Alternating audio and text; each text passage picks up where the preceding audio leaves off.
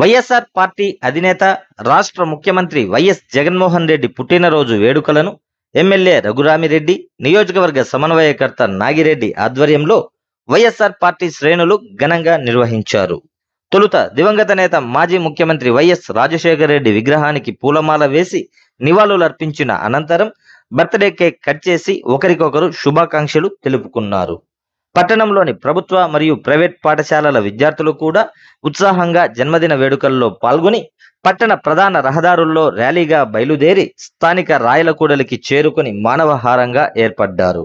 మైదుకూరు పట్టణాధ్యక్షులు కేశా లింగన్న ఏర్పాటు చేసిన కేక్ను విద్యార్థుల సమక్షంలో కట్ చేసి వైఎస్ జగన్మోహన్ రెడ్డికి శుభాకాంక్షలు తెలిపారు.